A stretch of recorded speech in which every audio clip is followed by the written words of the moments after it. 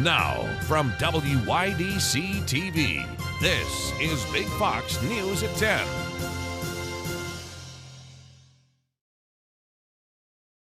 Good evening, I'm Anna Manuel. A Village of Horseheads trustee is behind bars, accused of driving under the influence and crashing into a minivan that had 8 children and 2 adults inside. Our Maggie Hall has photos of the van after the crash and a comment from the family. Casey Bailey stated on Facebook that her family is lucky to be alive after their minivan was struck while they were on their way to 4th of July fireworks. The minivan was T-boned and rolled over in the crash. 23-year-old Zachary Bailey and 24-year-old Casey Ree-Ann Bailey were in this car with their 4 children and 2 of Casey's younger siblings. This is what the car looked like after the wreck. The crash occurred a little after 9 p.m. at the intersection of 2nd Milo Road and Bath Road near Penn Yan on July 4th. The 2 adults, along with all 6 children, were airlifted or taken by ambulance to Strong Memorial Hospital for their injuries. The driver of the other vehicle was 53-year-old Mark Cronin of Horseheads. According to authorities, Cronin was under the influence of alcohol when he drove through a stop sign and then crashed into the Bailey's minivan. Cronin has been charged with failure to stop at a stop sign, first-degree vehicular assault, and a DWI. Cronin has been a member of the Horseheads Board of Trustees since 2019. I spoke with Zachary Bailey, who was in the car at the time of the crash, along with his wife Casey and their 4 children and Casey's 2 younger siblings. He told me that people need to know how dangerous drinking and driving is for others. The ages of the 4 Bailey children range from as young as 9 months old to 7 years old. Casey's 2 younger siblings were 7 years old and 16 years old. All 8 passengers suffered injuries at the time of the crash, but are in stable condition. The Bailey family is in the process of setting up a GoFundMe in the aftermath of the crash. Mark Cronin was arrested immediately and taken to Yates County Jail. Maggie Hall, Big Fox News, Penn Yan. 1 person is dead after a car went into a river in Bradford County. Before 6 a.m. Wednesday, a car went into the Susquehanna River. Emergency officials report that the driver left the road and crashed into the river.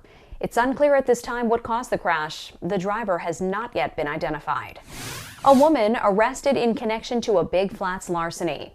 Last year, Big Flats police say 33-year-old Jessica M. Ortiz was involved in the theft of $7,000 worth of product from the Big Flats Best Buy. Authorities report that Ortiz took off from the scene. She was only just located this year during a July 1st traffic stop in Bath. Ortiz was charged with 3rd-degree larceny and was arraigned in the town of Big Flats court. The New York State Trooper entrance exam is officially open. The entrance exam is the first part of a 5-step process toward entering into the New York State Police Academy to become a state trooper. No prior police experience is required to take the exam. To take the exam or to get more information, you can visit the website on your screen. The mystery remains. Who was able to bring a small bag of cocaine into the White House over the weekend? Caroline Shively with the latest from Washington. We're going to get to the bottom to exactly what happened. The Secret Service ordering DNA and fingerprint testing on the small bag of cocaine that was found inside the White House. The drugs were discovered Sunday inside a cubby where visitors often leave their personal belongings. President Biden and his family were at Camp David at the time. The White House now checking visitor logs, while pointing out the drugs were found in a heavily traveled lobby area. West Wing visitors come through this particular area. President Biden ignoring a question about the discovery in the Oval Office Wednesday. Meanwhile, some Republicans are demanding a Secret Service briefing, looking for more details into who the drugs belong to. Arkansas Senator Tom Cotton sending a letter to the Secret Service asking for answers, saying, quote, "If the White House complex is not secure, Congress needs to know the details, as well as your plan to correct any security flaws." 2024 candidates also taking the chance to go after the Biden administration in the wake of the discovery. I can tell you in Florida, my wife and I, we have a 6'5" and a 3-year-old running around the governor's mansion. So that's not something that we see. All joking aside, if you really get to the seriousness of this, it's just one more yet another example of two standards of law in this country. Now it shows up in the White House and it's a laughing matter. Well, so in a certain sense, it's just evidence of a deeper problem. Politico says a law enforcement source suggests it will be difficult, even with surveillance cameras, to determine who owns the drugs. In Washington, Caroline Shively, Fox News. Federal regulators want student loan borrowers to be on the lookout for scams. The Federal Trade Commission warns there could be an uptick in scammers targeting borrowers following that Supreme Court ruling which struck down the Biden administration's student loan forgiveness program. The agency says scammers use fake calls and texts, citing current events to steal personal information. The FTC says red flags include scammers demanding payments up front for an application, directing you to a third-party site, or asking for your student aid ID. Details of the deal to keep Wagner chief Yevgeny Prigozhin and his troops safe after their mutiny against the Kremlin are largely unknown. The president of Belarus says the mercenary leader is not in his country, raising questions about his whereabouts. Jeff Paul has more. Conflicting reports regarding the whereabouts of Russian mercenary leader Yevgeny Prigozhin. Yevgeny Prigozhin is in St. Petersburg. He might travel to Moscow or he might be elsewhere, but he's not on Belarus's territory. But the Kremlin remains vague. We are not monitoring Prigozhin's moves. We have neither the possibility nor the desire to do so. The Kremlin confirmed that Prigozhin's move to Belarus was among the conditions of a deal brokered by Belarus's president last month to end the group's short-lived rebellion against Moscow and keep the Wagner chief and his troops safe. But the Russian presidential spokesperson refused to say if Prigozhin being elsewhere would be a violation of that deal. Now, even his troops are said to be in Russia. Very serious Wagner fighters are in their permanent camps. Belarus's leader saying Thursday he would lead peace talks between Ukraine and Moscow.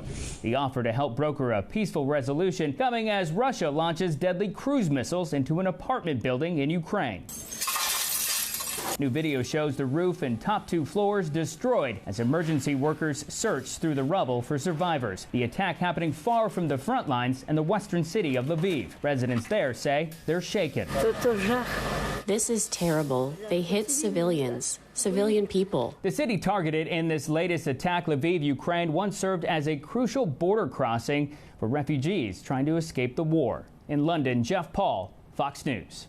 Still ahead, we have your complete forecast. Plus, here's your local stock market update from Big Fox.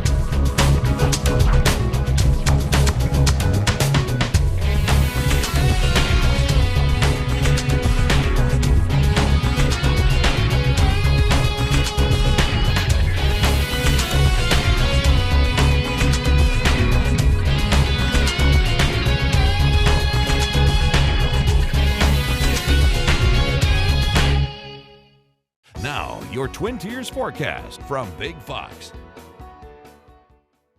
Good evening. It was a warm and toasty Thursday as temperatures were soaring into those 90s and heat indices even flirting with those triple digits. Now note that we were rolling into the afternoon and evening with a few pop-up showers and thunderstorms, and those will continue through the overnight as well, as we're not losing much of this heat and humidity. Even low temperatures are only expected to drop into those lower 70s and upper 60s, so not getting much relief. But there is some relief on the way. One note that we have winds that are going to be switching from the southeast to come out of the northeast, and that is going to be a cold front passage that we're tracking. Now with that cold front passage, we'll have to keep an eye on the timing of it, because if it slows down a bit, we could see a few stronger storms just flirt across portions of the area. But that cold front is going to give us a little bit of relief with some sunshine with that high pressure system to follow, but it is going to be short-lived. So starting off though with our Friday forecast, we'll still start off sticky. Again, pretty warm start to the day and still seeing some of that moisture around ahead of that frontal system. So still going to have some heat to battle. Then by the afternoon, we're going to see those thunderstorms continue to push through and gradually diminish by the overnight hours. That's going to allow for that high pressure system to be in place for our Saturday, bringing us a nice seasonal day with some quieter skies. Might see a stray shower in the afternoon, but the risk for rainfall is going to be heightened for Sunday, as there has been some bigger uptick in potential of some heavy rain that could lead to some flash flooding concerns. So we'll be keeping an eye on really this off again, on again pattern, and then could stay active even into next week. But first, with our first risk that is going to be rolling into our Friday, is going to be still some of that heat and humidity. High of 83, a seasonal high temperature there, but you still note that the heat index is still about 5 degrees warmer than that actual temperature. So you're going to feel that stickiness in the air, especially as those storms start to arrive. And those storms will be sliding in with that frontal system. So we can see almost where that frontal system is sitting there with a few of those overnight showers and thunderstorms there just outside of the Finger Lakes. And then as we roll our way through the rest of the morning and into the afternoon, we'll watch those storms slide along it. And with some of that heating, we can pop up those storms quickly, which can cause for a few of those severe wind gusts possible. Even some small to large hail can't be ruled out. But then by Saturday, most of that moisture has been cleared out of the area, and we'll see some times of some sunshine. Could get a downpour from some of these showers and thunderstorms as well, but you can see definitely going to be hit or miss. Some areas will walk away with little to no rainfall, while others could even see upwards of about a ½ inch. It will be very dependent where some of those afternoon showers and thunderstorms pop up ahead and along of that frontal system. So we'll, as mentioned, see those more seasonable temperatures though follow behind it with some returning sunshine there. We see temperatures into those 80s around. Again, maybe that lingering frontal system might see an afternoon shower develop with some of that heating, but it is going to be pretty sparse. We'll be focusing more of our attention on the chance for some returning showers and thunderstorms that could be heavier for Sunday.